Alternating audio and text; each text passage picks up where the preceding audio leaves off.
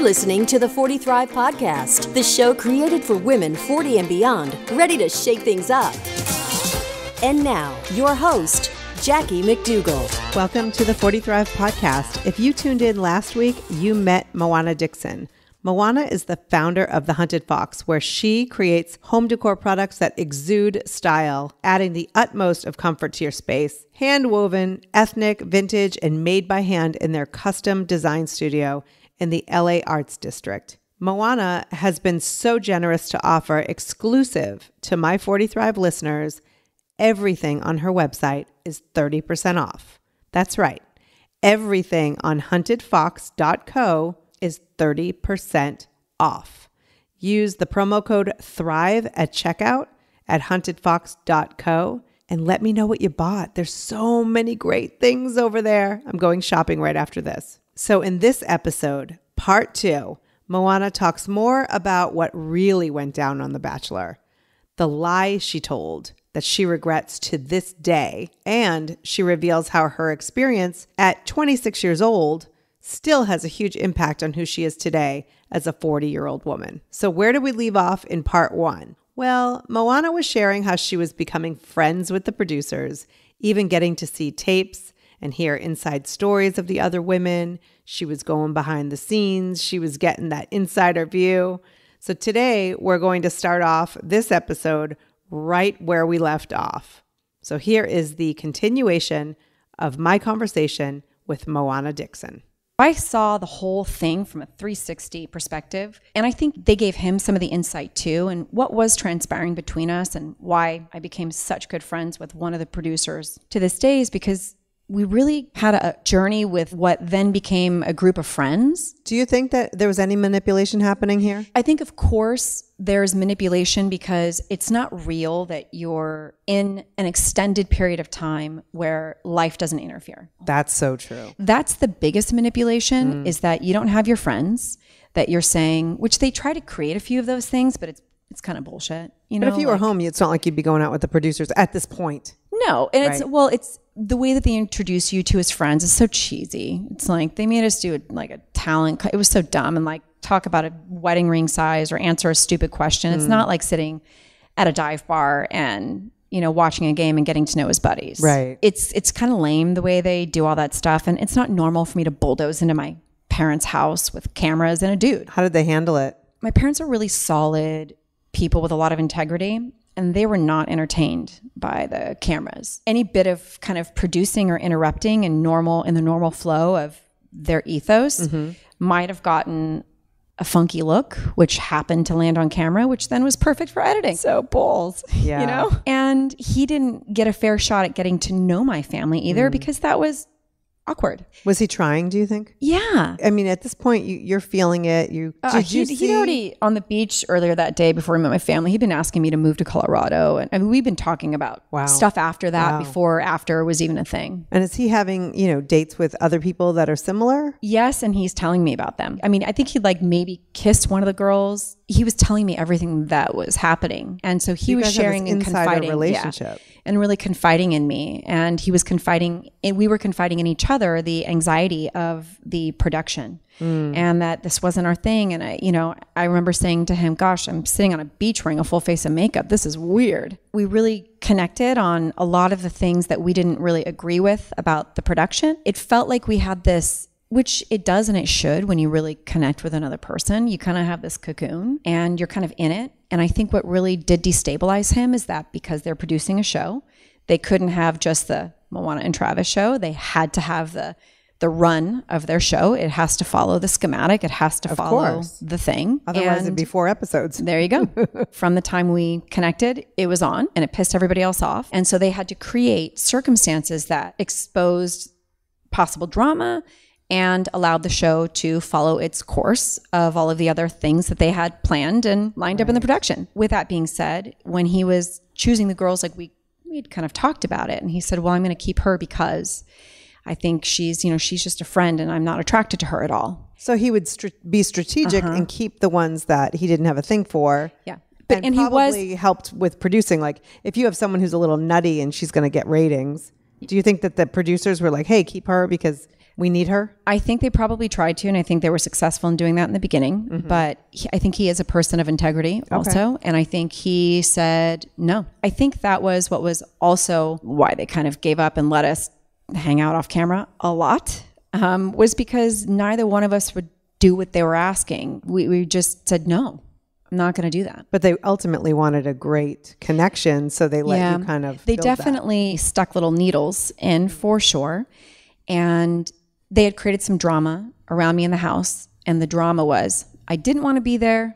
Now I wanted to be there. Okay. So we have this big blowout with the girls. I walk downstairs. I hear them in the living room all trashing me and saying I'm emotionally unstable because I wanted to go home. And now I'm, this guy and I are like magnets. Right. And I walk in on them and said something to the effect of, you guys want to say whatever it is you're saying to me, because I'm here now standing in front of you, and gosh, forgive me for having a heart because it changed. And I didn't show up here to care or fall for somebody, but I did. So what?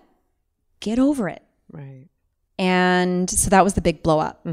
And the girl who was his friend, I really think she was competitive against everybody else. And I think there was even one point where she says to his mom, and on camera, his mom asks her, do you really like my son, or do you just want to win?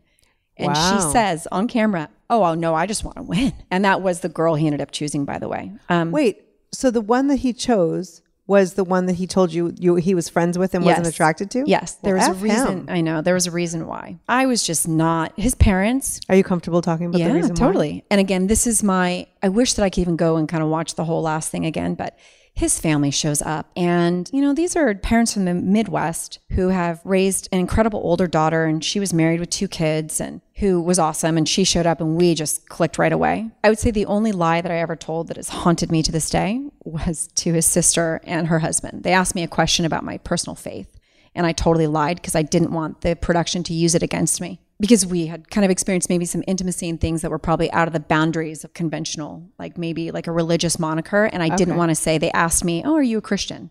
And I said, no. Oh, I'm spiritual. I like danced around it because I didn't want for them to use that, me saying I'm a Christian, and then like show me doing something unchristian-like. Yeah, exactly. I just didn't want it to be fuel for a fire. Yeah. And so you said no, but you are? I said, no, I'm not. Okay. Which was but you lie. are. Yes. Okay. And that was a lie. And his family, they're really faith-based and rooted and grounded, whatever. And I totally just sold myself out. That was the only time that I really said something untrue. If you said yes, they probably would have been more supportive, you think? Yes. And the way that I don't know, I'm guessing, but the way that it breaks down is his parents just probably a lot more conservative. They show up, and their son, who they've been, he's been becoming a doctor, and they've been probably building his life with him for 30 some odd years. And at the time, I think he was 34, and he's about to graduate from Vanderbilt, or he is finishing up his residency at Vanderbilt. So he's now going to be out into the world, and they're at the home stretch here. And here shows up this girl from California. And they can't even figure out your nationality. Yeah, exactly. And their son is all kinds of upside down. And we were pretty upside down for each other. You know what it's like when you encounter someone that you know very well, and you're going, where is this from? Yep. Who is this person? And I need to meet them. By this time, all of the rest of the stuff had happened. We'd spent the night in another country. Like stuff's happened. Yeah. Lots of stuff had happened. Down. Lots, yes. Lots. You're not just like kissing in the halls anymore. Like, definitely this is not. blown, nope. So to speak. Negative. So yeah, we'd had some time off camera. Yeah. And so we've really connected personally. And now do you think at this point he's having sex with other women too?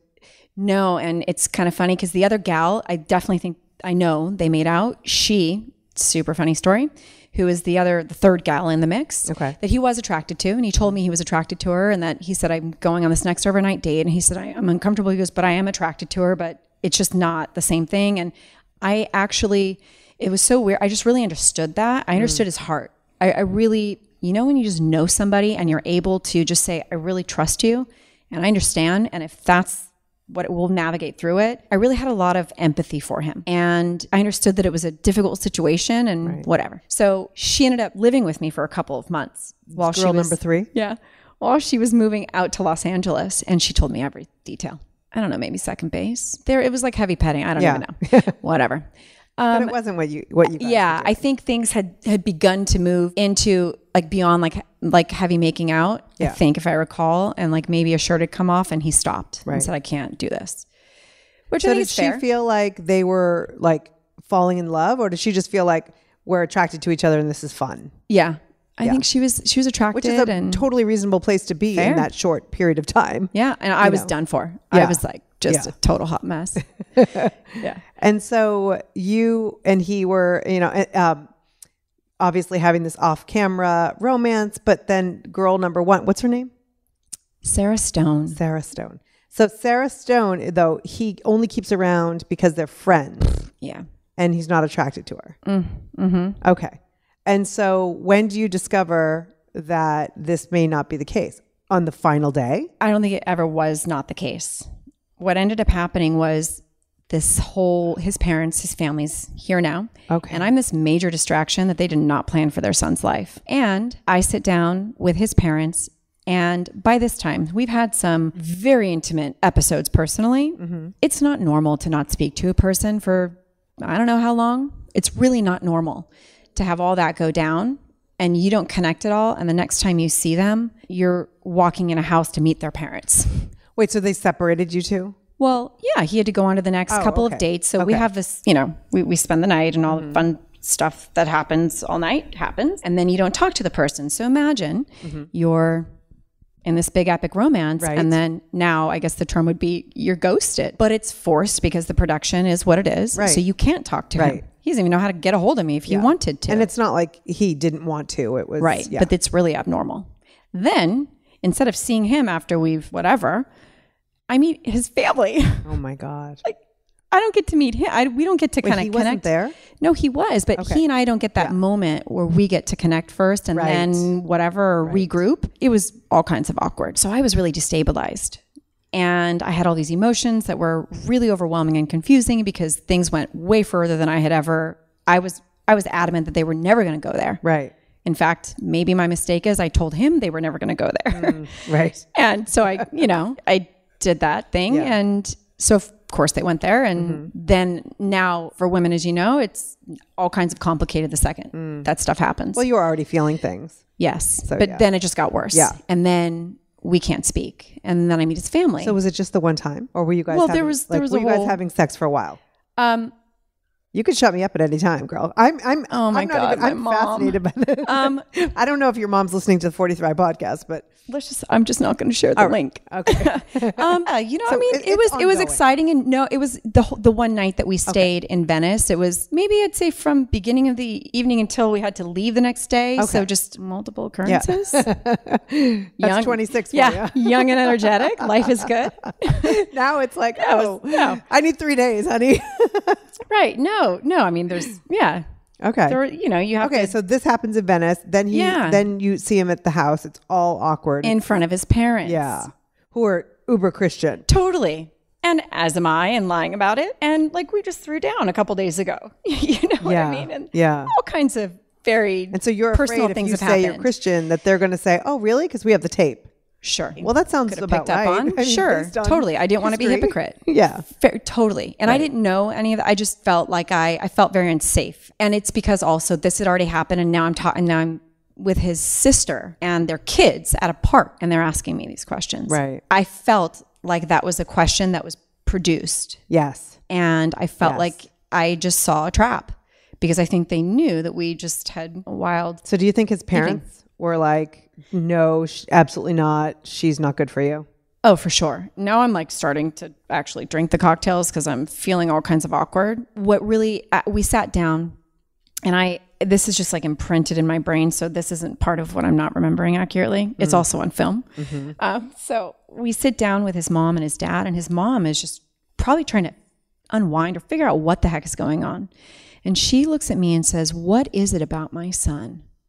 What is going on here? And I could tell they were just like, oh, whoa, this is a lot. Were you the first one? No, they had met Sarah before me. Okay. And I think he'd probably shared with his sister, hey, I'm really into this girl. And now the family's there to either be the cooler or to figure it out or whatever. Right. They're there to be a family. And his mom asks me, and I'm sitting next to the father and the dad. And I started to get emotional. Mm-hmm. And I said to his mom, I said, I have never looked into the eyes of another person and seen my own soul shining back to me or shining back at me. And he and I had this really intense, just kind of deep, when you walk into a room, like you just have a whole conversation, like from across the room kind of connection. I mean, it was like something you could sink your teeth into. That's why there was drama in the house. And everybody kind of was annoyed. So his parents obviously see all this, and it's this energy that's going on between us, and they want to figure out what the heck is going on and how disruptive I possibly can be in his life, I'm guessing. And which was probably really disruptive at that time, because I still hadn't figured a lot of my shit out. Yeah. And I really thought that I had. Again, all my stuff is packed in pretty boot boxes, and I don't realize how unaware I am of all my bullshit. Right. And because the shelves that the boxes are on are absolutely unstable. Oh, well, yeah. And I'm like wearing a mask. And at this point, I'm like, dressed in a turtleneck and riding boots with pearls on and my hair pulled back and trying to look as, like Midwestern proper. His mom, I think she kind of melted. She heard me. She understood. She knew. And she knew also, I think, that they were in trouble. Mm. And his dad, being stern and understandable, looked at me and said something that just, I'll never forget. And it completely disrupted my entire life, but it was totally true and on point. And he looked at me and he said, you look like you've experienced a lot of pain in your life. And I said, yes, I have. And he said, my son hasn't. And I just, I could feel like shreds of my person just like falling off of me and just crumbling in front of him. Wow. Like it was like, that was it. Game over. At that time, me, 26, I was devastated. I was so wounded and hurt by that because I felt like he was telling me I wasn't good enough. Yeah. Me at 40 knows that was me saying I wasn't good enough to me. Because he was just exposing all the stuff that I hadn't really dealt with or was afraid of, and all my wounds that showed up right there in that conversation. And yeah, he's right. He was totally right. The greatest, worst thing that ever happened to me was this experience. Because I think that had the stakes not been so high, I might not have been broken so badly. And I might have turned 45 and had some big thing happen in my life and have to start that journey. So it's been for me 14 years now. And to be fair, there probably hasn't been a day that's gone by that I haven't thought about some part of all of it. Ironically, that sounds weird and psycho. Not even a little bit, but I just have to It was just so big for me. Yeah, that this dad probably was saying that you weren't good enough. However, and that would have been fair. Like you were good enough, that wouldn't have even hit you. Totally. Do you know what I mean? Like of course, if I tell you like totally. That wall over there is purple and 100%. You're like, it's not, because it's not purple. Yep. But because he said it and you were already feeling it, it was like 100%. Boom.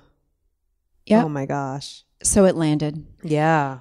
And are you able to have any personal, private moments with Travis at this point during this? No, oh my none. God. I think we have a dinner, and the gal, Sarah Stone, she was the gal that did not like me from moment one. Didn't like me at all. And it's okay. We don't have, not everybody's your brand. Well, I always say you're not for everyone. Totally. I say that to you my can't students, be for everybody. To my kids. Like if you really walk around thinking that you're meant for everyone and everyone's meant for you, you are going to be very, very unhappy. Totally. I could equivocate and say she just didn't get me, whatever. It doesn't matter. I just wasn't her brand and her not mine, and that's okay. I was really cordial to her, and she was a little sassy Southern.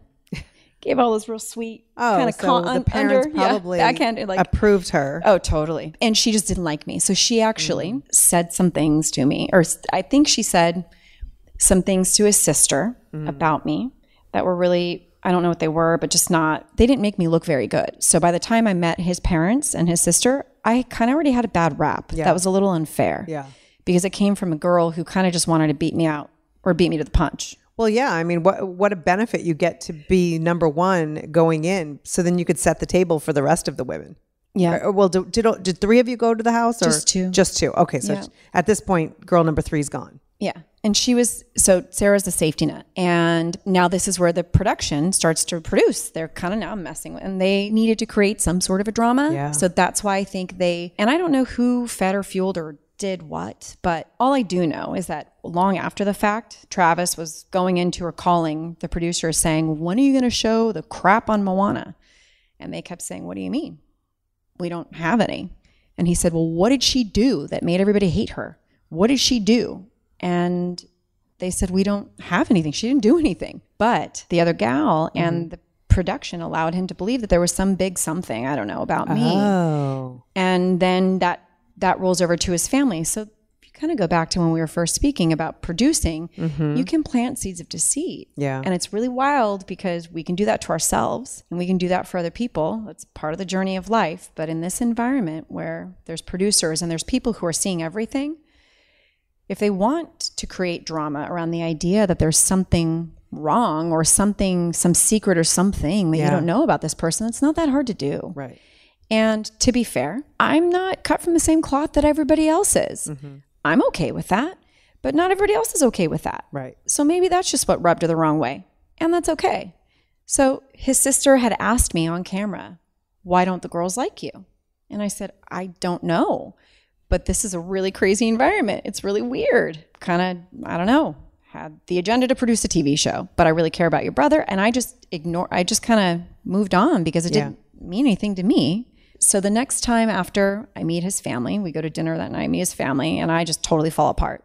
I mean, after this conversation with his mom and dad, I was a mess. Like I shattered completely. I make him dinner and it's awkward when I see him for the first time. Now, mind you, we've gone from spending the night together to meeting his family to now I'm meeting him in a park and then making him dinner. And it's super weird. And he asks me again, what's the thing? Why don't the girls like you? And I foolishly blew it off again because I didn't know. And I said, I don't know. And I don't really even want to give air to it. And I probably needed to slow down and ask him to help me understand why he's asking and where he's coming from so that we could unpack the conversation. But I didn't have the maturity or maybe the depth of self or awareness to be able to do that then. So I blew it off. And to him, something was wrong with me. Oh. So not only is he building his case. You were hiding it. Totally.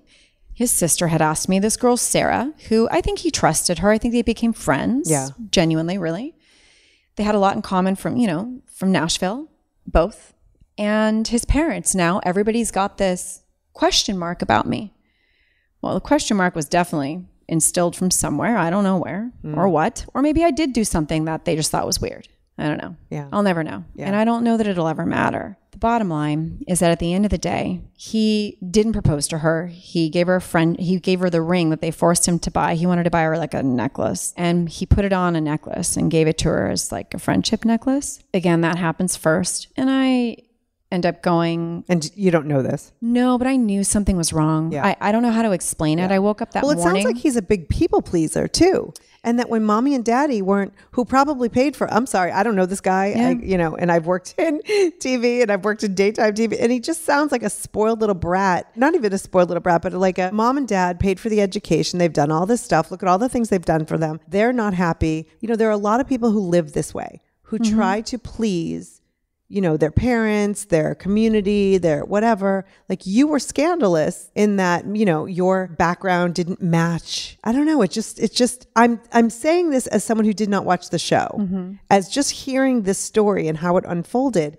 It sounds like he was a total coward. That definitely was the word I used privately at that time, but not until and that's not fair because I wasn't angry at first. I would say that I don't necessarily know that that's fair. And I've had long conversations with my father about this. And my dad said he's respecting his family and he's honoring his parents and he's respecting his family. And to be fair, the conditions under which I met his family were very unfair to him and to me. And so shame on the producers for that. They were just there to protect and love their son. And I can't imagine what it's like to have gone 33 years, 34 years with your son and building a life to then have it all really threatened, because I believe personally that I had the ability at that time to be a totally disruptive element in his life because it was that big. And I think they saw that. And I think that really concerned them. as it would any parent. And I get that. Yeah, but the parents of a grown-ass man. I get it. If you have the ability to be that disruptive in a grown-ass man's world, I feel like there's something not right to begin with. Fair enough.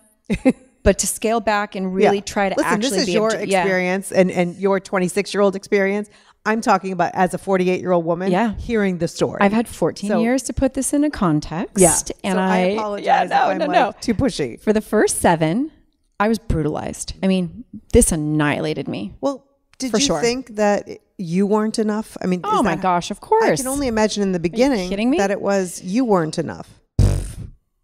Yes, of course I felt that way. And so much. To the degree, which is also why I said probably the worst thing that ever happened to me, because it really forced me. It shattered apart this entire 26 years worth of bravado and bullshit that I had painted into this pretty mask that I thought when I was wearing, everybody else believed of me. So in spite of the fact that, maybe they felt that way, maybe it wasn't true, maybe it was true, who cares? In my life, the way that it showed up was the most devastating thing that had ever happened to me. I was head over heels in love with this dude. And he was asking me to move to Colorado. And I was like, I was in. Never would have left his side. Yeah. I would have been his warrior for life. It all just crumbled. And when he was telling me, saying, I can't choose you if I follow my heart, I knew he was lying to me. And he was lying to himself. It wasn't even to me. The weirdest thing is I was so connected and plugged into him in a way that I don't think I've ever been with another person in my life, that I was really able to set myself aside. I didn't need to set myself aside. I saw him hurting in front of me, saying things he didn't want to say to me that I knew would hurt me, but I was fully engaged with how he was experiencing and emoting. I had such overwhelming understanding of how difficult it was for him, but I also knew that it wasn't true. I will say that the one thing that I will probably regret for the rest of my life is that there's a hallway in between this kind of ballroom where we were when he tells me that he can't choose me or whatever. And I remember I feel like I didn't breathe for 5 minutes. It just, when something really gives you, when something is your breath or a person is your breath. Yeah. And it's like the air just gets sucked out of the room and you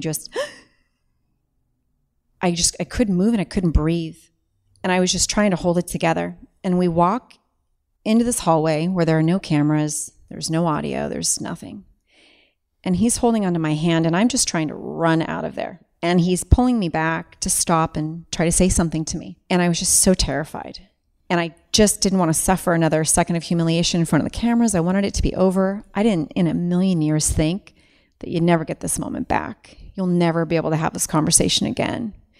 You'll never be able to unpack this. And he tried to stop me so that he could explain himself. And I wouldn't let him. And I would say it's probably the thing that I think I'll regret for the rest of my life. Because there might have been something in there that would have helped me reconcile this maybe sooner or differently. I don't know. But I drug him down the stairs. And again, he hugged me and he kept holding on to me. And I kept trying to push away from him. I think on camera, I'm pushing against him like, let me go.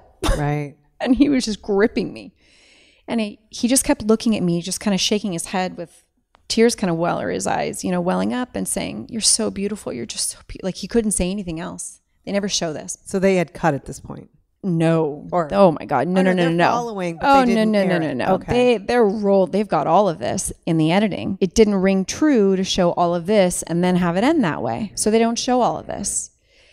But it's brutal. This goes on. Like the whole thing it went on for so long. And they showed a snippet of this really long thing. I just remember the force at which I was, when you're holding a kid that is just, kicking and screaming and you're just like, I am not going to let you go. Yeah. He had that white knuckle grip on me and I was just pushing as hard as I could. And he finally just gives me this last hug and says, I'm just going to miss you, and back into this weird grip thing. And then finally he lets me go and I just get into the car. And I just understood. I got it.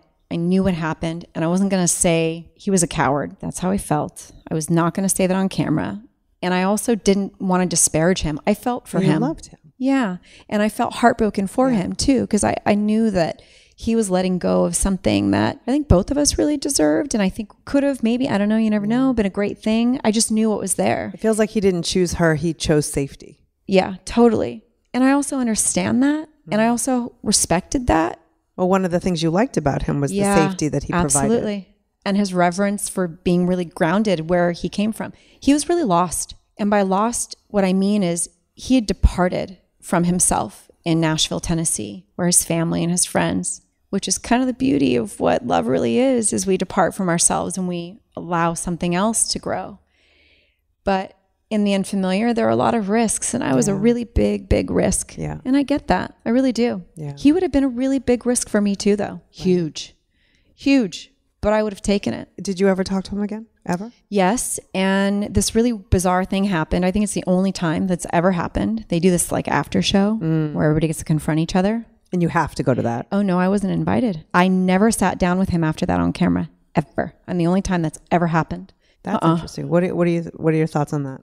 Well, I think, I'm hypothesizing because I don't know, but I think in the same way that they shut down all the press and that you can't find anything on the internet, is that a new direction had already been scripted for him. Mm-hmm. And I think that he didn't want to have to confront me on camera. And I think that what happened between us in person, let alone on camera, was so visceral that you can't put us on camera again and then make the story that they just told on television seem true. Did they make it sound like he and Sarah were in of course. love? Yeah. If you read any of the, like, where are they now, silly, stupid, after the fact things, the way that the press has processed the story is that he chose her. They were he chose his hometown girl, and they broke up shortly after. But I don't think he told me that he was forced to meet with her a few times. Mm-hmm. We didn't speak for like 6 months. I literally died awake every night in my bed. And for years after, I mean, it was brutal. I never experienced, I'd been traumatized for sure as a kid, never experienced pain like that. And then of course now, all my junk in my life is crashed on top of me on top of it, because that's what happens, right? And it just destroyed me. And then I couldn't speak with him for 6 months until he called. And did he just randomly call one day? He did. It was after the show had aired, and he said, I couldn't call you. We planned to meet for coffee and whatever. And he said, I couldn't call you. And it was really heavy. And to me, I guess, maybe a hopeless romantic, maybe a rebel, I said, screw the contract. You get on a plane and you show up at my door. And he said, I couldn't, you don't understand. I said, no, I don't. And I never will. I'll never understand what it's like to know that that's what happened between you and another person and you don't address it. But we all show up differently in our lives. And I don't know how to, because it's not confrontational, because confrontation, the etymology of the word is not what we perceive it as today. Right. Because the word confront just means to show up to something, really. And confrontation now has a negative connotation. Right. As if it's a fight. Right. Yes. But I'm a person who shows up to things. Yes. And I'll show up for the beating if that's what this is, and I'll take it. If that's what needs to happen to resolve conflict or confusion or misunderstandings. Confrontation is not always conflict. Exactly. It's sometimes what is required to get through the conflict. Yeah. So I didn't understand that. Yeah. I didn't understand that he didn't show up to just deal with it. Because I would have, and granted my 26-year-old just newly developed brain was like, you Joan Cusack this shit. And you show up outside my window with a boombox if that's what it takes. I don't care if it's 2006. Find one. iPod me. Mail me something in secret. Yeah. There's a billion ways that you could have gotten Well, what does the contract say that he can't reach out to you? How long? The whole thing was 2 years of control. So full control. And I didn't care. I would have broken that in a heartbeat. If somebody would have so much as shared an inkling of his address with me, I would have totally psycho-stalked, shown up on his doorstep and said, we need to talk. I don't think I was really psycho. It might have maybe looked that way because there were a lot of emotions, and it would have just been, you just need to help me understand. Women anyway. When we have emotions, you're totally right. And we feel like we need to address them in this moment. I'm psychotic. And it's amazing because if the man doesn't want to address it, and you do, and you express that, in no uncertain terms, you're psychotic. Wow. Yeah, you're right. He's just, he was, okay, I take back, well, no, I still think he was a coward, but I do at least empathize with him and his family situation. Like, okay, I see it. I really hope, honestly, when you're telling me the story, all I think about is my sons, and that I hope that they don't feel like they can't go for it just to please me. Yeah. Or my husband and myself, but like, I want them to go for it in life. I think I'm approaching motherhood a little bit maybe differently from what his mom was doing, but I think that he was a coward in a way that he thought was right. and that everyone is okay with him making this choice that plays it safe and vanilla. And yet you, who's willing to fight for love or whatever it is that you believe is right, is unstable. Totally fair. Not okay. Yeah, no, I do really agree with that. I think that's part of this toxic masculinity that we've sculpted as a culture and completely embraced. And you're so right about that. And I think, to your point, one of the most exemplary experiences of that, outside of just the brutal part of it all happening, I was not allowed to even speak about it. I was totally shut down. They muzzled me. And for 2 years, I could not have sat and had this conversation with you in a way that it could have been recorded or put anywhere. They had a $5 million bid on my head. $5 million if you talked about it. Right. And at 26. Now what's on top of you? Anything? Negative. At this point? It's all... I'm a free bird. Bring it, girl. Yeah, let's go. Have you had this conversation with anyone? Never. Not out. I mean, this is out loud.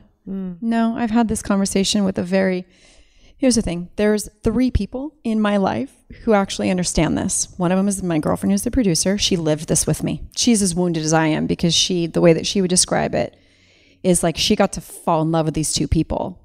She said it's like watching your 2 best friends fall in love and you were there the whole way. That was how she experienced being a producer and traveling with us and doing all this stuff. My father, because I revere and respect him tremendously, and I think he and my dad are very identical. And that's also probably the deepest way that I could speak to Travis was by but I really have a deep relationship with my father. We really talk about really intense, deep things. My mom, who flew to Paris, and this is the worst part, I had dinner with Travis that last night that he and I had dinner when he grills me and says, well, I know the girls like you. Well, I got to see my mom earlier that day and shop for dresses and rings and whatever. Oh, like wedding dresses? No, like it's funny. Night. Yeah, it's funny because actually I wore, what have I called it? I still have it. It's this beautiful $8,000 Escada couture dress, Paris, to die for.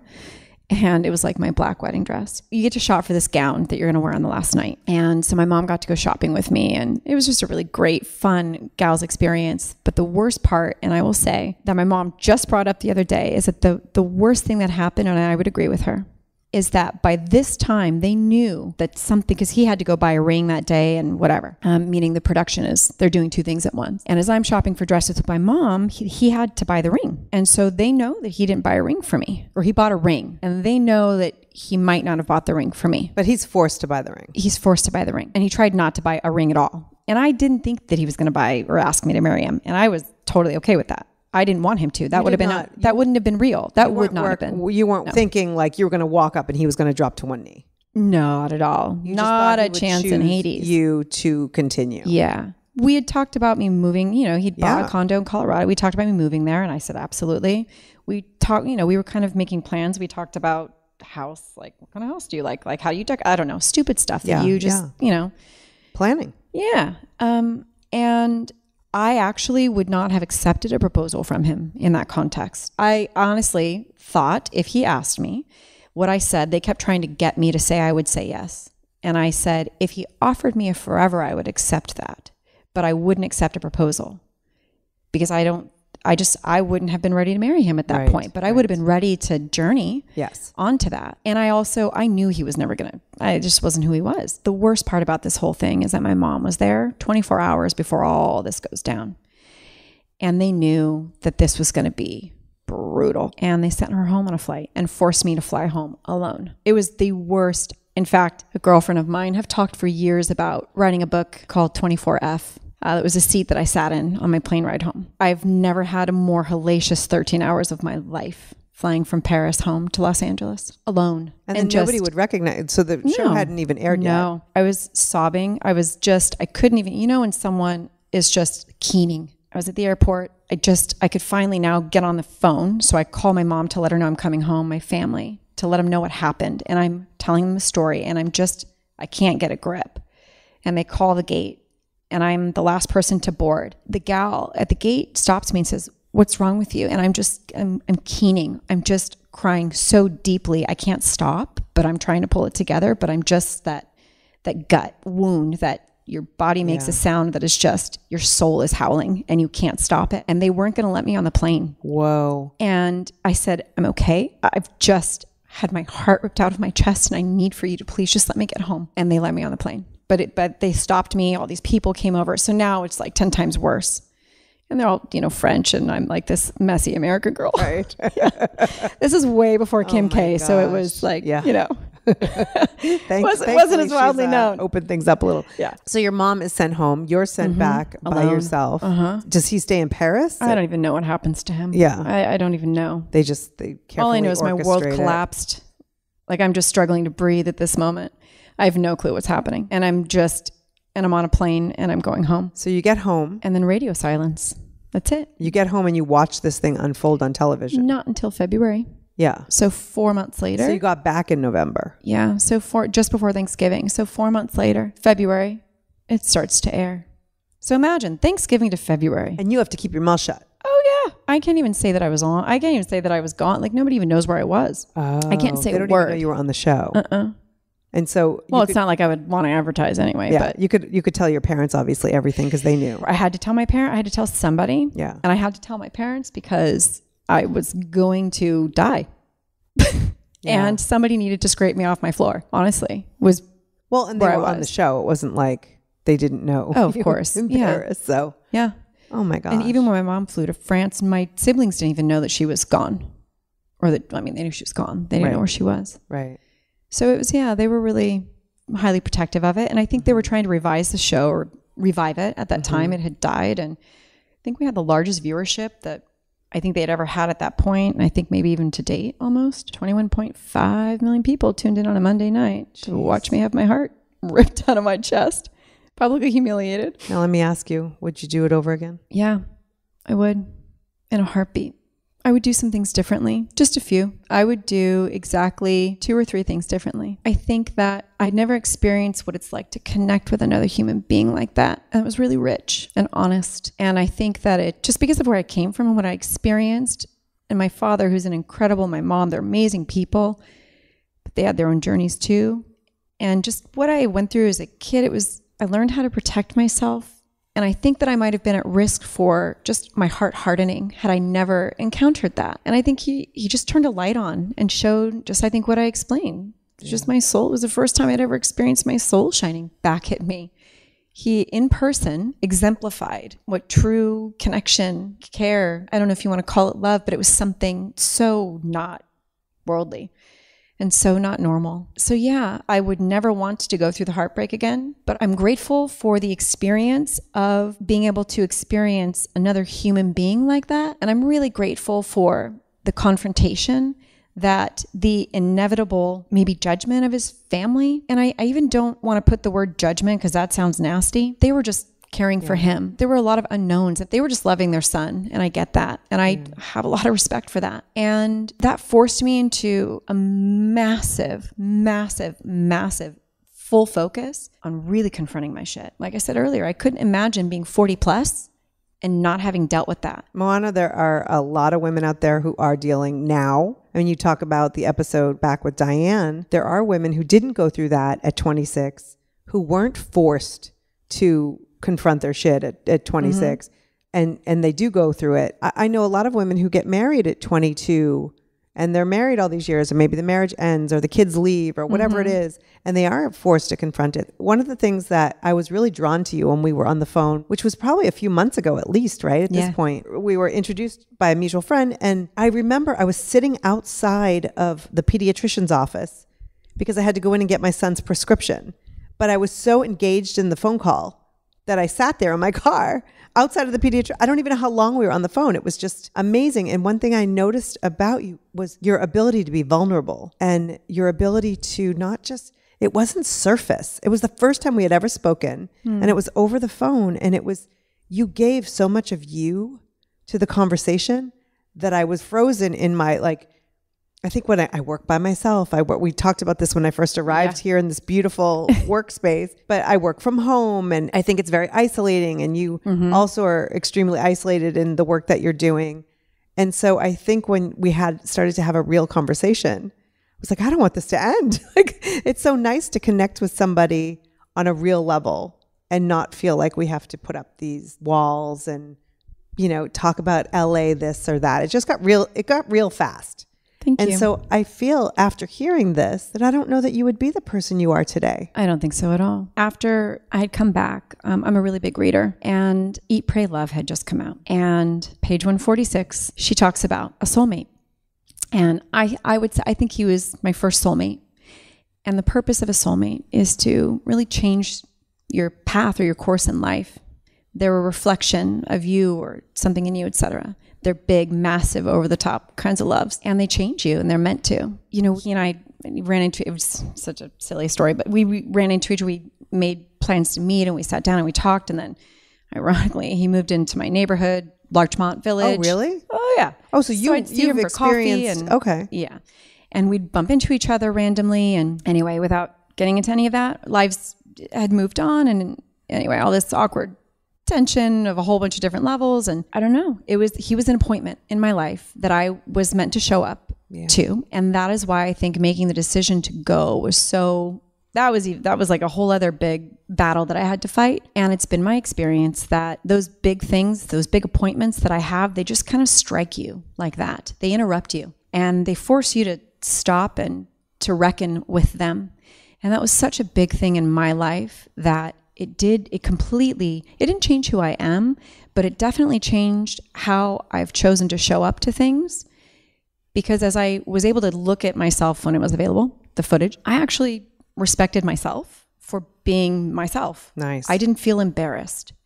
There were a few stupid things that I thought, oh gosh, mostly what was I wearing?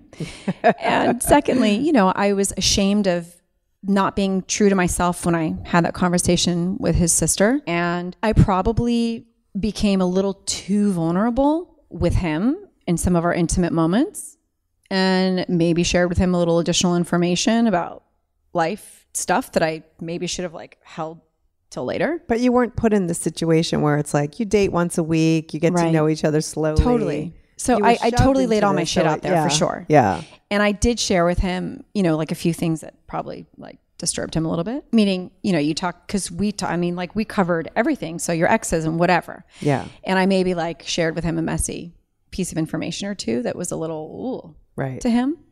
We probably would have figured out how to get over it. Yeah. I think. And the worst part about it was the way that I explained it was not accurate. So let me just break it down for you. Okay. We were having a really deep conversation. We were talking about our lives, and he had been engaged, and I was talking about my relationships. And this is going to sound so terrible. I said, you know, when I was younger, I didn't protect myself in the ways that I needed to. I'd had some experiences at a really younger age that probably confused my sexuality, right? Meaning I probably, how do I explain this? I had some experiences that were imposed on me as a young woman and girl that made my teenage years a little confusing in regards to what sex and love are separately, right? And I didn't exactly have good boundaries. And then I had made the decision a year before I chose to be celibate and to kind of reset this thing and figure out my womanhood and kind of reestablish my center with myself. Right. So I hadn't slept with anybody in over a year. And so we're having this conversation the night of. And so me sleeping with anybody was a huge deal because I had made the decision that I was not gonna, because I wanted to correct my improper vision of what sex and love really looked like, because that was taken away from me. So I needed to rewrite that. And we were having this conversation. He asked me how many people I had like been with. And I, in my mind, being a girl, thinks, well, you either, you know, you hook up with somebody, it doesn't have to be actual sex, but any kind of whatever. And so I gave the number, but it wasn't like I'd slept with all those people. But he, I believe, received it that way. Mm-hmm. But I didn't get it then, because when we're having the conversation a few days later, and he's asking me why Sarah Stone doesn't like me and what the deal is with me, he kind of brings this number up in a weird way, where he says, it'd be like you, you know, hooking up with X amount of guys. And I went, oh, like it was a slap. And I think, and I didn't, we're on camera, and I can't explain to him, wait. Did you give him the number off camera? I did, yes. And then he's talking about the number on camera. But the way that he said it was, it would be like you. It'd be like Moana, you know, dating with or sleeping with X amount of guys. And then me, he was kind of joking, but it was my number. And it was totally out of context because it didn't occur to me that he thought I was saying like I've slept with all these guys. Right. But even if you had. Yeah, whatever. But it was one of those just kind of lost in translation things that he totally misunderstood. So this is where this gets funky. In a normal life circumstance, I would have said, wait, what? What do you mean by that? And he would have said, well, you told me that you slept with X amount of guys. And I would say, no, I meant heavy petting, making out, maybe exploring human, parts. Right. But no. Hold around. Right. And we would have maybe had a laugh about it and moved on. But maybe that's a belief that he had about me. He couldn't handle you. I got to tell you, when I was in my 20s, I'm not going to give you a number, but it's not two. But I feel like I was a lot. I'm still a person who could be considered extra. Yeah. But I think in my 20s, I was really looking for that deep connection. Mm-hmm. It wasn't there. I tried to force it to be there a couple times. Oh, for sure. That was totally my brand. I'm sure. Yeah. It was ultimately, I ended up with my husband, who was my friend for 4 years, and I never occurred, but he knew my number. He was probably the only one who did, because I wasn't trying to impress him. I wasn't trying to hide. He was just my friend. And I think that when you get older, you realize that you need to be with somebody who's like, well, your number is just it's just a fact. It's not, it doesn't mean it's not good or bad. Mm-hmm. It's not, I remember people talking about never tell each other how many people you've slept with and this and that. And like, really? Because it has nothing to do with each other. Well, it has everything and nothing to do with the person that's standing in front of you. Meaning it's all part of what shaped them. Right. If you like the person standing in front of you, then what does the number matter? And the only thing that it really does affect is how you might feel about it, because you're measuring yourself up against them. And to that point, I would say then check yourself and ask, why is this bothering me? Exactly. What is this confronting in me that I need to pay attention to? To finally land your question, that was one of the things I would have changed, because I think that planted some seed that I was just some wild kind of whorish gal. More reason why his parents could have never accepted me. I don't know. But more reason that he couldn't. Because maybe so. I think he believed that life was supposed to look a certain way. And let's for a second talk about, 26-year-old Moana and 40-year-old Moana. Mm-hmm. Maybe at 26 or for him 30-something, that number mattered, because that's what we were programmed to believe. Totally. And it's not until we get into our 40s, I believe, that we go, oh my God, what is that stupid story? And why am I still telling myself that story? So what are some ways that you feel like, stories that maybe you were telling yourself back then that you now are like, that is such bullshit? Oh my gosh. So a couple of weeks ago, my mom is the director for inner healing at the Center for New Medicine in Orange County. And so she works with internal healing, so spiritual, soul stuff, just emotional stuff, and also utilizes science. So there's all this great technology out there where you can put your hand on a monitor that'll read your energy as it's leaving your body. Putting a set of headphones on with a speaker, and just like a lie detector test, when you're speaking and you're hooked up and they're reading your body's frequencies, they really kind of like read your energy and levels of conscious or subconscious truth or untruths as you're speaking and telling I'm so stories. Fascinated by this. Yeah, it's pretty awesome. So I did this real kind of intensive few days with her back to back a couple of weeks ago. And you basically sit and you bring up things in your life that either affected you or you whatever. So this is one of the stories that we go through. Mm-hmm. And basically the ideal is to bring up the stories, read your energy, and then it all comes up on a computer. Kind of like how you see those body readings where they're like an outline of a person and it's all different colors, like reading your aura. But there's full science that backs this up. And Joe Dispenza, that I mentioned earlier, is one of the leaders and thinkers in regards to all of this stuff that's been going on in science and anyway, in wellness and whatnot. So basically, your body doesn't lie and your subconscious doesn't lie. It doesn't matter what your brain, the way that it works is there are certain parts of your brain that you can just dump information into, and it doesn't need to know whether or not it's accurate or not. It just receives it and it operates, right? So to your point, there are stories and things that we tell ourselves that could not be less true. And yet our brain goes, okay, all right, so that's how we operate.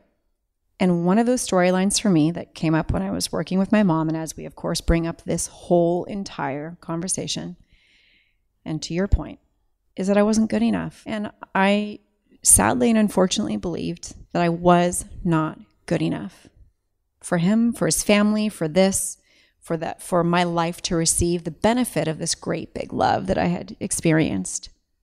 I went through my 20s and 30s and major experiences and choices, believing that I just wasn't good enough. And I stayed in a career for a decade longer than I should have because I didn't believe that I was good enough to show up to something else. And I really, without doubt, held myself back from, I think I've always tried to be connected and show up authentically and genuine to things and with people. But I also subconsciously didn't believe that I was actually really in full good enough. It's been a repeating storyline that when big things have happened in my life, that's been an issue. It's been one of those boxes that keeps dumping down. And it's been, I think, a really interesting journey as a woman to, okay, so I made the crazy choice to go and live my life out loud on this television show. And I don't regret it because I showed up totally true to myself. I found a piece of me there that I might not have experienced or found until later. I had a big love. I had a big, wildly romantic, incredible experience with another beautiful human being, for better or worse. And I found a piece of me there as well. And somehow, even still, when it didn't work out the way that I thought it could or would or should, I was confronted with this idea that I wasn't good enough for it. And so I drudged on through the next, I don't know, how many years of my life, subconsciously repeating that story. And I would say that we all have our own journey and we all have things that we need to figure out. And for me, for lots of reasons, that's been a big one. That's what happens with early childhood trauma and when you're abandoned and you don't have the formative years of love and nurturing that little kids need. You're a mom and you know that those things are really, really, really, really highly impactful on a human being. And I'm just now 40 years old, sitting with my mom a couple of weeks ago saying, you know, I didn't realize I've lived my whole life. I'm this really, what other people would perceive to be bold, strong person. I've been terrified my whole life. I've lived with so much anxiety and fear that the bottom was going to drop out because it always did. And my mom said something to me that, and this is a way that this work that she does works. So we have this conversation and she says, is it possible that you can realize that you're 40 years old now and that little girl, when you were crying yourself to sleep, waiting for us to come and pick you up, that you can go pick her up now? She said, you're 40. You can go pick her up and hold her and tell her it's okay. You can go take care of her now. And I thought, oh my God, no, that's never occurred to me, that I actually have the authority to rewrite that part of my personal pain and history and past and say, it's okay when that little girl comes up in my life because somebody says something that starts to make me feel not worthy of being taken away from a horrible experience, that I get to do that now. Right.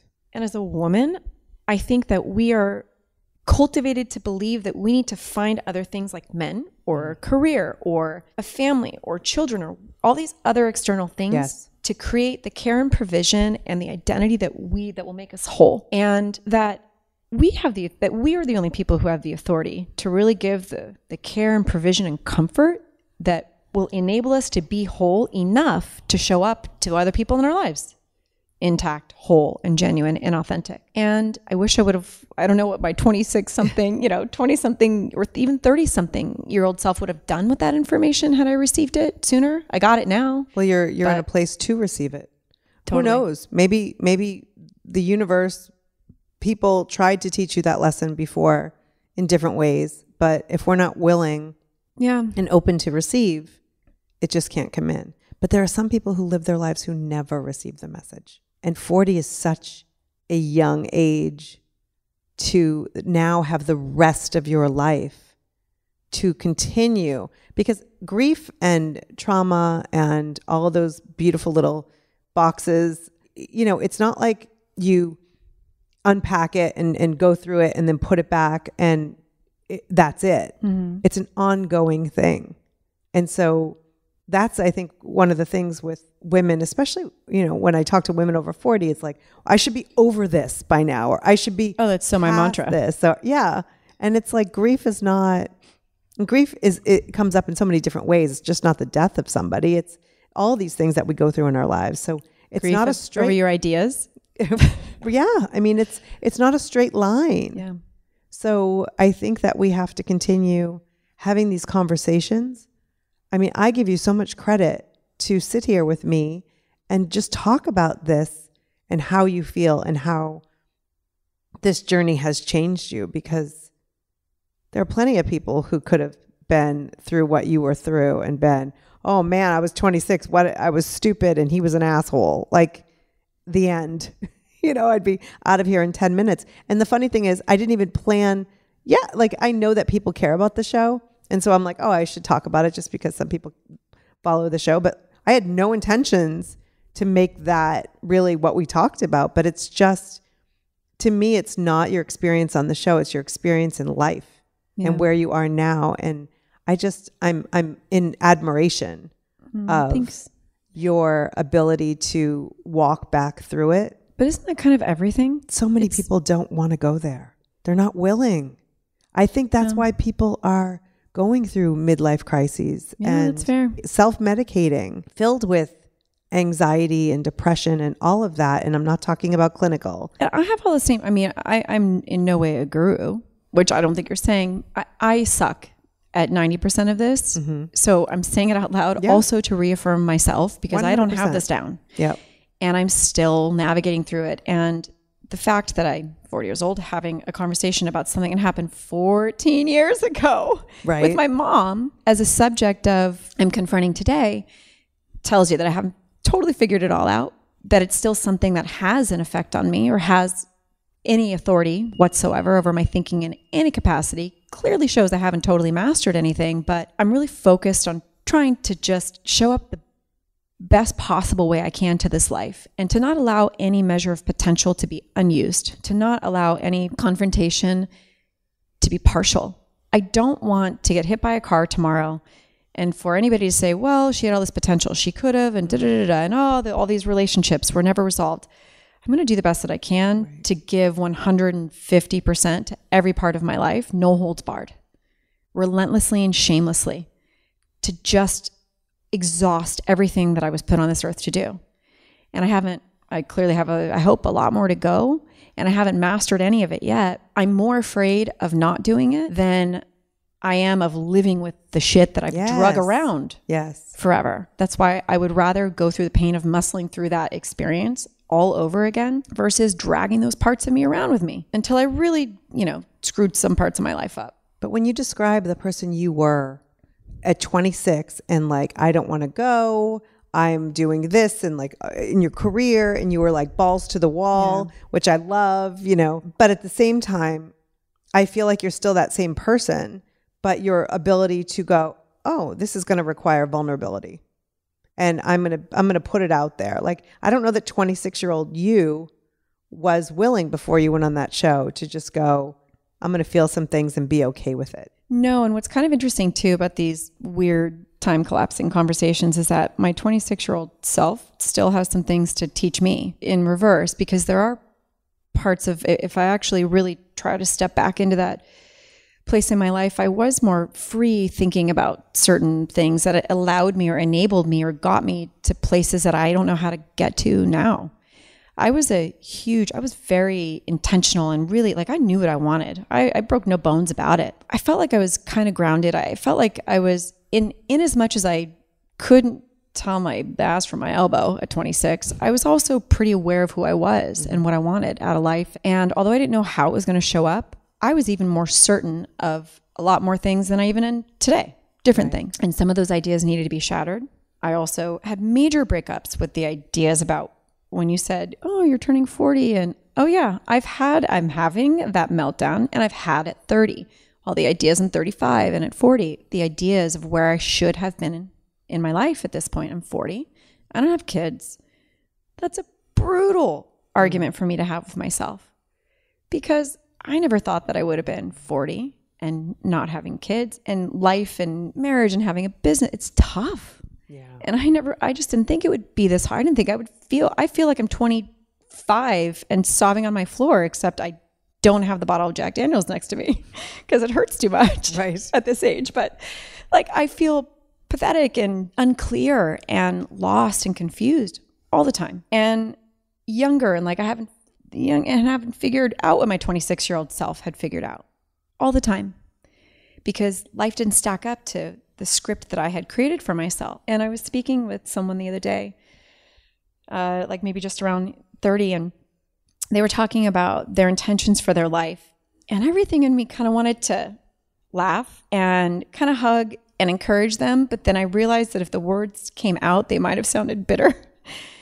I just wanted to say, oh, you may want all of these things, but don't be too attached to how you're going to get there, because you never know. And I didn't want to shame their ideas, but I kind of felt like life is going to get to teach them that on their own. Like nothing, I would sound bitter if I even said that out loud, because it would sound like I'm just talking about all the stuff in my life that didn't go the way that I thought it should. But it's true, no matter what your life is, like to be able to say to someone younger, like, hey, you may want these things, but exactly, like, relinquish control over how it all goes down, because we don't have control. And I think that's what we're learning as we get older, that we can prioritize a little bit the things that we still want in our lives. You know, I'm under no crazy ideas that if I decide that something's going to look a certain way, that it's actually going to show up that way. And I think that is the beauty, I think, that time and age, hopefully compounded with wisdom, brings to life, is that I think what I'm learning, and this is a mantra that I have to repeat to myself in the mirror on a bad day, that when I was younger, let's say like pre-40 me, I was super attached to what and how I wanted things in my life. I had an agenda. And 40 me, and hopefully 40 for the next 40 at least, I would like to be more attached to how I am and way more in control of how I show up to whatever happens in my life, because shit is going to happen. So let's talk about now. Oh my gosh. I mean, we're sitting in this space. I'm obsessed. I'm just going to move in here, first of all. Thank you. So what happened after, you're back, you're out of TV? It's kind of funny. I had been traveling quite extensively because I was blessed with the ability to make money. And when I was doing that successfully, I loved traveling and buying textiles and things from indigenous women that I imagined that I would do something with later, and later never happened. And eventually I decided to start a company with all these things that were piling up in a closet, making things for this important space that a lot of people don't pay enough attention to, and that's your home. The better way to say it is that I really recognize the value in the places where life happens. Sometimes it's our home, sometimes it's our office, and sometimes it's the places where our important moments happen, like our weddings or event spaces. And that these aren't just inanimate objects. These are, your support system. These are the things you face plant into. It's the blanket that you snuggle up with when you have a heartbreak and you just don't want to be anywhere else other than home. And the bed pillows that you Sunday morning on with your love. And they're important, essential items that comfort our lives. And so I started making these things, and again, totally transparent, establishing value and context to this total safe space that I didn't exactly have growing up, and being able to create really beautiful things. And a lot of them were made by these indigenous tribal women who were weaving these textiles and putting the stories of their lives in print, because that was just the way of their culture and of their world. And I had a closet full of stuff, so I started sewing. Did you know how to sew before that? I had sewn when I was in high school. I did, the thrift store shopping, editing clothes kind of thing. And I would make things, but I didn't trust that I was savvy enough to be a designer. And I got swept up into a career, and the money was really too good at the time when I was really young. And, you have the expense account and all the other fun stuff. So why pursue your dreams? And it wasn't until the money and all of the things that I had been chasing had zero value, and all I needed to do was pursue my dreams. And my dreams weren't exactly clear.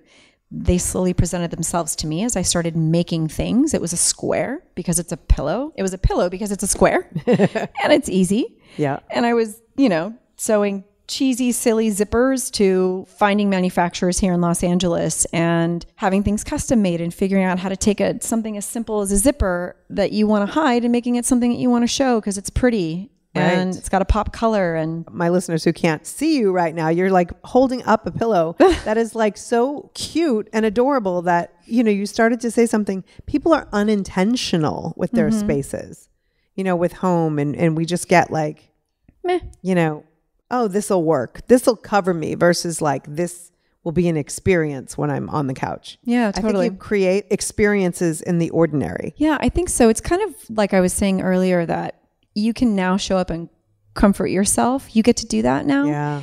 You get to create this safe space when the outside world's going to be what it is. It's going to do all the things that it does, but you get to curate an environment where your kids feel safe, where they feel like color and joy and playfulness that you don't, you know, I don't know if you have no touch rooms, but that they can face plant into the sofa and it's squishy and pretty. And they always loved that blue, those pillows that mom had, or their favorite blanket, and they fought over.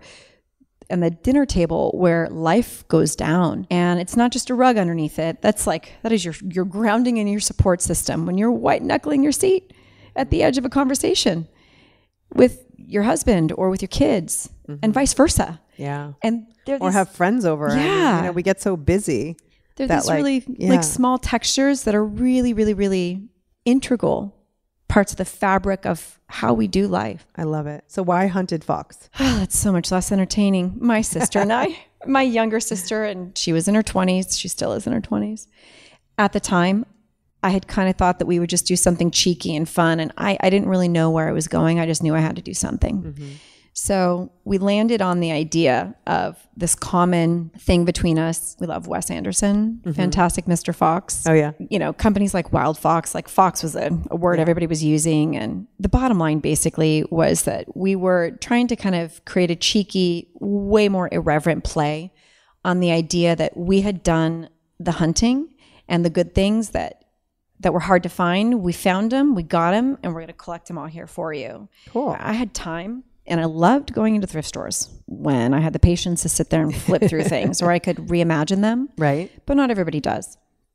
And there's value in somebody who's done some of that heavy lifting and curating really cool vintage pieces or ethnic baskets and or hard to find tapestries or textiles and putting them all in one place so that you can access them. And so it was about the ability to have a really good eye, to be more creative with things that other people might generally see in a very straightforward direction and be able to play with them and have flexibility. So originally it wasn't this whole kind of big, heavy, intense value of your home ethos, which is what it's grown into. Is she decided to, you know, go back to college and be 20 something and not have a company with her sister, which is totally fair and so surprising. I've really had the last couple of years, I had my full-time career for 3 years, 2.5 years. So I'll be rounding out my 4th year with my company. First year, totally solo, meaning that I haven't had another job. This has been my life source, that I've been pumping life into it, you know, at owning your own business or doing your own thing. It's major blood, sweat, and tears. Yeah, it's a lot. For sure. And the coolest thing has been, and I've shared this story a million times, and then I'm going to share it again, that I had this neon sign made when I first started my company when I was 2-timing. It says hustle. Should have turned it on before you came in. And I thought that hustle, you know, you got to fight. It's got to be a hustle. And I really want to get it crossed out with like a cool, I'm not a pink girl, but I almost want to have like a hot pink neon line going right across it that goes into a script that says align. Because when you stop the hustle and you just start doing what you're supposed to do, yes, it's a lot of work. Yes, we pulled a 2 a.m.er last night and I rolled in here all, you know, disastrous, but I'm way more aligned because the things like these jobs where we get to do the voice and the backstage and these crazy homes and these really incredible events, they fall on my doorstep. I don't even advertise that that's what we do because we kind of can't even keep up with the world just sort of presenting these incredible opportunities to us that I don't know where they come from. That alignment is a lot more satisfactory, number one, than the hustle. And really what life begins to look like when you just start moving in the right direction. And it doesn't always happen instantly, but it started to when I first started my company. I held on to my job and I was afraid, didn't think I was maybe worthy enough to step into this whole thing. And I white knuckled my career. And I probably missed my first window that I should have exited. And I definitely regrets, you learn, and I blew it. So I could have probably accelerated some of our growth a lot earlier, but as life is, another lesson for me to learn. So as I'm moving into my 4th year, things have been aligning, but I've also had to stay focused on just showing up every day, even when it sucks. And even when I don't know where the rent is going to come from or how I'm going to pay my employees. And there have been those days, and that feels like a whole different kind of heartbreak. But I love that you point out the difference between hustling and just showing up in a place of intention and action. It's not like hustle or sit on the couch and eat, bonbons, old reference, but it's show up, do what you love to do and keep doing it. I mean, you started creating and then you paid attention to the signs, maybe some of them not as early as you could have, whatever, you're here now, right? Yeah. And so I love that, the idea that we don't have to be killing ourselves. I was just listening to an interview with Shailene Johnson. Do you know her? No. She was she's a fitness coach or whatever, but she's kind of morphed into more of a business wellness. Not space. Angela Johnson? Shailene Johnson? No, it's Shailene Johnson. I'm going to have to look her up. And she was talking about, here's someone who's gorgeous, successful, all of the things that we all strive to be, right? And she was talking about how she got to the point where she couldn't even watch a movie because she felt like if she wasn't achieving, that she wasn't valuable. Mm-hmm. And that was on my way here. And so it was the fact that you've brought up some of these things. I feel the same way, where it's if I'm not moving forward in business and doing all the things all the time, then I'm not valuable as a person. And that's not really why we're here. Totally. So I love that, yes, you have to show up and when it's hard and try to figure out how to pay your employees. But I do believe if you keep living in that intention, keep doing the work and doing what you think is value for the world. Your stuff is beautiful. Thank you so much. But you are bringing joy, beauty into people's homes and their spaces and their most vulnerable spaces. We talk about vulnerability, when you do and you plop down on the couch and you grab that blanket and you feel like you can't show up any longer. Your stuff is right there next to them. I love that. Thanks. There's nothing worse than a bad thud. You know what I mean? It's like, yeah. Imagine, here's the way I would describe it. I would say the way I would view your home or your life is you get off a plane after a really long flight. It's been just arduous. You probably haven't eaten, you haven't slept, you've been sitting in an uncomfortable chair, and you get to your hotel and you plop down on the bed and it sucks. Oh, the worst.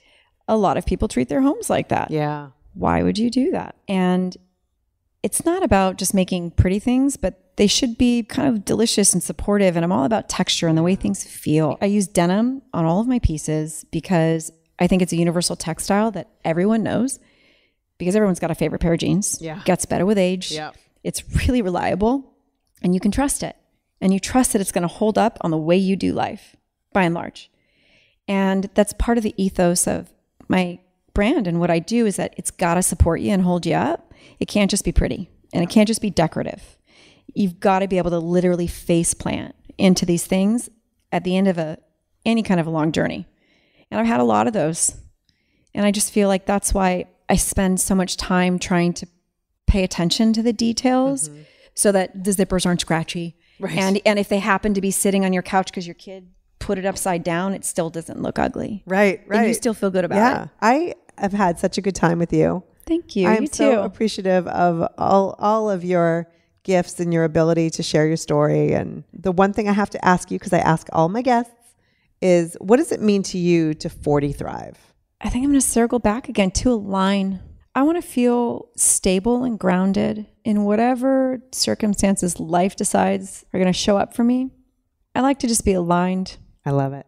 I think in alignment, you can then take risks. Yeah, I think there's a lot more freedom there. I don't need to be tethered to anybody else's idea of who I should be or the right way to do something.